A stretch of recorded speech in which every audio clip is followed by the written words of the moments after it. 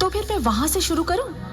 16 जनवरी 1941 की रात एक गाड़ी 38/2 एल्गिन रोड से तेजी से निकलती है और सीधा घुस जाती है बंगालियों के दिल और आत्मा में।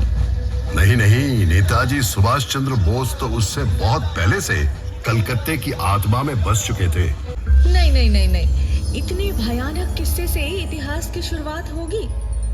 मुझसे पूछो तो सबसे बड़ा विलन है अमिताभ बच्चन। अमिताभ बच्चन? वो क्यों? वाह भाई वाह, नौकरी की तो कलकत्ते में, थिएटर किया तो कलकत्ते में। कलकत्ता से बदलकर दिल्ली कर दिया गया था। उससे पहले 139 सालों तक मैं ही तो राजधानी था। अभी ना हम लोग आ चुके हैं विक्टोरिया मेमोरियल। एंड जैसे कि आप सबको पता ही होगा कि विक्टोरिया मेमोरियल जो है ना नाइट के टाइम बंद, मतलब 5 बजे तक ये क्लोज़ हुआ था। बट हम लोग आए थे घूमने के लिए, तो सामने में कोई बोले कि भाई यहाँ पे ना कुछ शो होने वाला है, लाइटिंग शो विक्टोरिया मेमोरियल पे। तो हम लोग सोचे चलो जो भी लाइटिंग शो होगा, जो भी शो होगा जाके देख लेंगे। तो चलो चल के देखते हैं कि कैसा होता है लाइटिंग शो। मैं पूछा कि भाई ये शो क्या होगा, तो बोलने कि लाइट से मतलब विक्टोरिया मेमोरियल पे कुछ डिज़ाइन सा बनाएगा या फिर जो भी होगा। चलो मैं भी देखूँगा एंड आप लोगों को भी दिखाऊँगा। तो गाइस फटाफट से चलते हैं एंड दिखाते हैं आपको भी शो कैसा होता है विक्टोरिया मेमोरियल में रात में।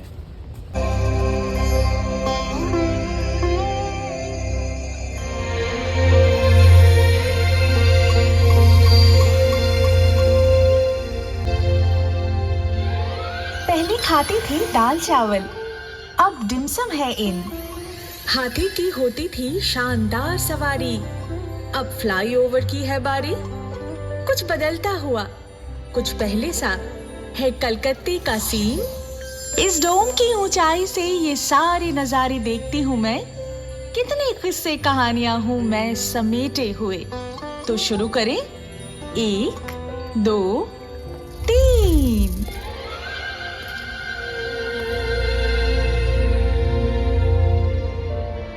कभी बनता था पटचित्र मेरा, अब बनता है मीम। उम्र है मेरी 300-400 साल और हजारों है थीम। लड़की तो भली है ही ये, मगर ना जाने क्या क्या बोल जाए।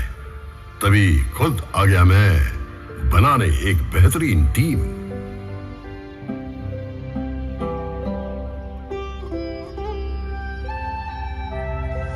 देवियों और सज्जनों, इनसे मिलिए। आप लोग जहां बैठे हैं, किसी समय ये यहाँ घूमा करते थे। जुरासिक पार्क से पार्क स्ट्रीट का सफर तो बहुत लंबा है। अगर वहां से शुरू करोगी तो मोबाइल फोन तक पहुंचते पहुंचते 52 एपिसोड का सीरियल बन जाएगा। क्यों ना हम ब्लैक एंड व्हाइट के जमाने से शुरू करें? तो फिर मैं वहां से शुरू करूं। 16 जनवरी 1941 की रात एक गाड़ी 38/2 एल्गिन रोड से तेजी से निकलती है और सीधा घुस जाती है बंगालियों के दिल और आत्मा में। नहीं नहीं, नेताजी सुभाष चंद्र बोस तो उससे बहुत पहले से कलकत्ते की आत्मा में बस चुके थे, जब वो 1930 में कलकत्ता के मेयर बने थे। यही नहीं, बतौर कांग्रेस प्रेसिडेंट वे पूरे भारत के दिल और दिमाग में बसते थे और ब्रिटिश सरकार की आंखों में धूल झोंक कर 3-4 बार भेस बदल कर बचना, ये तो पूरा थ्रिलर है। नेताजी के बाद ऐसा अमर सुपर हीरो कलकत्ते को फिर कभी नहीं मिला।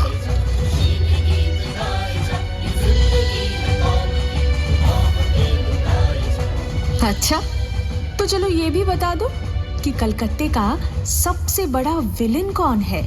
इस पर तो मैं एक ऐसे विलेन का नाम लूंगा जिसका कोई नाम ही नहीं। नाम ही नहीं? मतलब? 1989 में लगातार 6 महीनों तक एक अनजान व्यक्ति रात के अंधेरे में सड़क पर सोते हुए 13 बेघर लोगों का पत्थर से खून करता है। मीडिया ने उसे नाम दिया स्टोन मैन।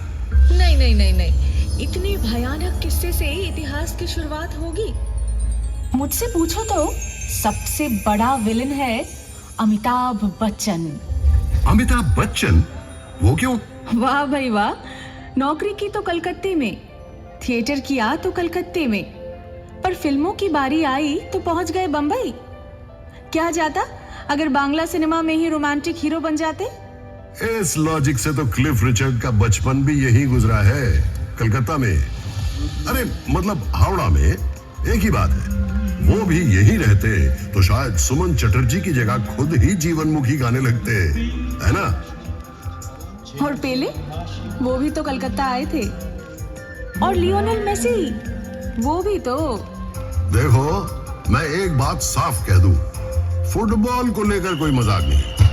1911 आईएफए शील्ड के फाइनल में मोहन बागान क्लब के जांबाज खिलाड़ियों ने अंग्रेज टीम ईस्ट यॉर्कशायर रेजिमेंट को 2-1 स्कोर से हरा दिया था।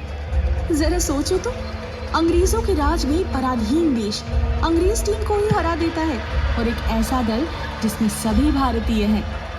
कलकत्ते के इतिहास में जगमगा रहा है ये दिन। वाकई, पर उसी साल ही तो भारत की राजधानी कलकत्ता से बदलकर दिल्ली कर दिया गया था।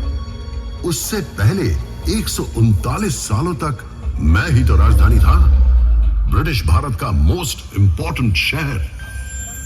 ओहो, इसमें दुखी होने की क्या बात है? उन दिनों कलकत्ते में स्वाधीनता आंदोलन की एक ऐसी लहर थी जो अंग्रेजों से संभाले नहीं संभल रही थी। तभी उन्होंने 1905 में तय किया कि बंगाल को 2 भागों में बांट दिया जाए। लॉर्ड कर्जन ने एक चिट्ठी में लिखा था, कलकत्ता षड्यंत्र का एक महाकेंद्र बन गया है, इसे इस सिंहासन से हटाना ही पड़ेगा। अरे याद नहीं, सुरेंद्रनाथ बैनर्जी के नेतृत्व में राष्ट्रवादी इंडियन एसोसिएशन यहीं पर तो बनी थी। फिर यहीं गठित हुई ऑल इंडिया नेशनल कॉन्फ्रेंस, जिससे आगे चलकर कांग्रेस का जन्म हुआ। तभी तो अंग्रेज सुरेंद्रनाथ को सरेंडर नॉट बुलाते थे, और इसी पुरजोर विरोध के चलते ही तो अंग्रेज बंगाल के टुकड़े करने में असफल रहे। हाँ, तभी तो 6 साल बाद गुस्से में आकर राजधानी को ही बदल डाला। पता है इससे क्या साबित होता है?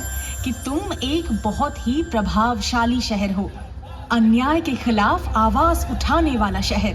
हाँ, जिसे एक दिन मजाकी तौर पर जुलूस नगरी के नाम से पुकारा जाएगा, या फिर बीमार नगरी। अरे जाने दो, तुम्हें तो लोग सिटी ऑफ जॉय के नाम से भी पुकारते हैं। और ये भी तो सच है कि ब्रिटिश काल में तुम ब्रिटिश साम्राज्य के दूसरे खास शहर के रूप में जाने जाते थे। मतलब लंदन के बाद तुम्हारा इनाम आता था।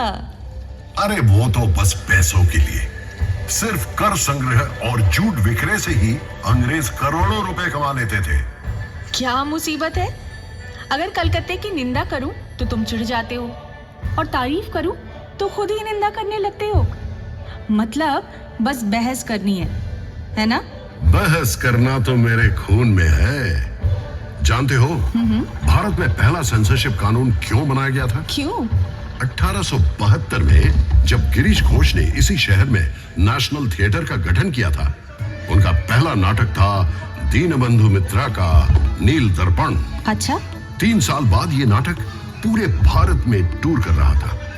उसी दौरान एक दिन लखनऊ में यह नाटक चल रहा था, तो जिस सीन में भारतीय किसान आकर अत्याचारी नीलकर साहब को मारता है, उसे देखकर दर्शकों के बीच बैठे हुए ब्रिटिश सेना ने स्टेज पर चढ़कर सब तोड़फोड़ करनी शुरू कर दी। क्या बात करते हो? अगले ही साल जब प्रिंस ऑफ वेल्स ने कलकत्ता का दौरा किया, तो समूह ने तुरंत उनके स्वागत समारोह को लेकर एक व्यंग नाटक का मंचन किया। क्या बात। उसके बाद अत्याचारी पुलिस कमिश्नर को लेकर भी एक और नाटक।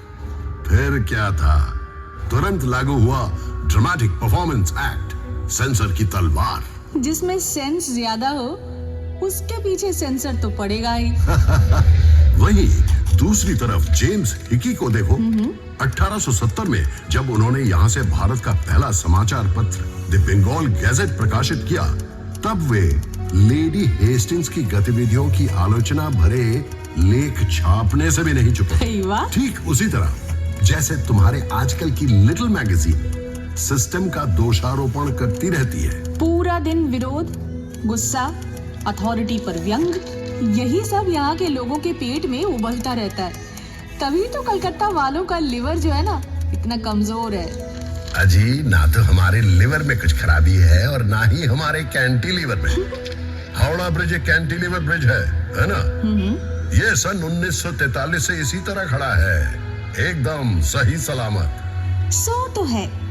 हर रोज लाखों गाड़ियां, बस, ट्रक, रिक्शा इस पर से ही तो गुजरती हैं। फिर भी ये टस से मस नहीं हुआ। और सबसे हैरान करने वाली बात ये है कि इस पूरे ब्रिज में एक भी स्क्रू यानी पेंच नहीं है। इसीलिए तो जिन लोगों के दिमाग का स्क्रू ढीला है वे अक्सर हावड़ा ब्रिज के ऊपर चढ़ जाते हैं। लेकिन वहां से क्या नजारा मिलता होगा, इमेजिन कर सकती हो? मैं इमेजिन नहीं कर सकती। लगभग 100 सालों से विक्टोरिया मेमोरियल की चोटी पर अपने पंख फैलाए खड़ी हूँ मैं। क्या आपको कोई अंदाजा है कि मैं यहाँ से क्या क्या देख सकती हूँ?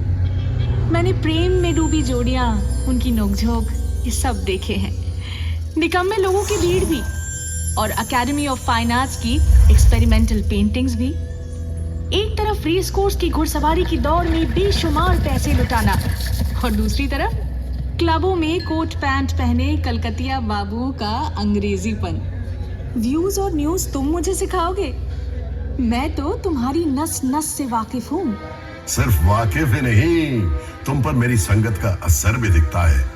कभी तो हवा के झोंके से तुम तेजी से गोल गोल घूमने लगती हो, तो कभी गठिया के दर्द से तुम घूमना ही भूल जाती हो। और ये इमारत जिस पर तुम्हें इतना गर्व है, कभी तो इसे ताजमहल की नकल कहा जाता था। क्या बात करते हो? अरे हाँ, क्या इसे गाय के गोबर से काला नहीं किया गया था ताकि जापानी उस पर बमबारी न कर सके?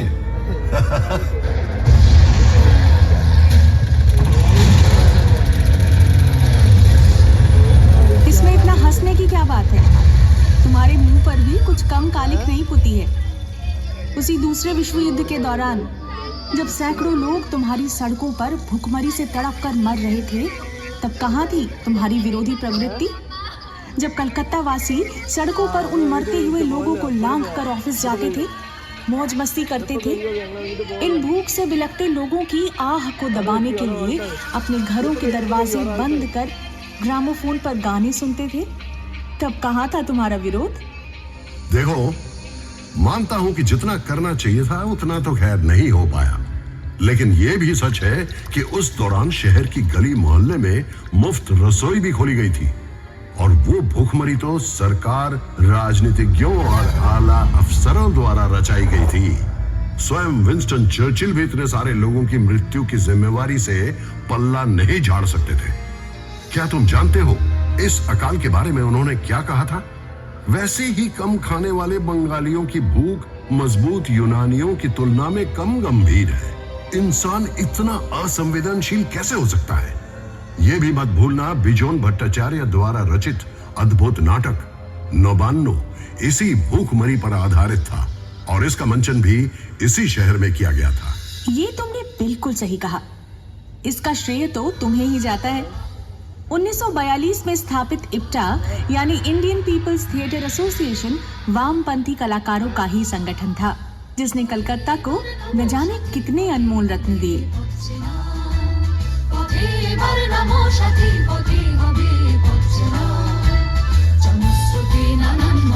और सिर्फ नौबान्नो ही क्यों, यहाँ से तो कई यादगार गाने, नाटक और फिल्मों का जन्म हुआ। इसी इप्टा ने ही तो कई जगमगाते हीरे दिए हमें। उत्पल दत्त, ज्योतिरिंद्रनाथ मोइत्र, देवव्रत विश्वास, सलिल चौधरी, और इन्हीं के भाव शिष्य थे मृणाल सेन। ये दौर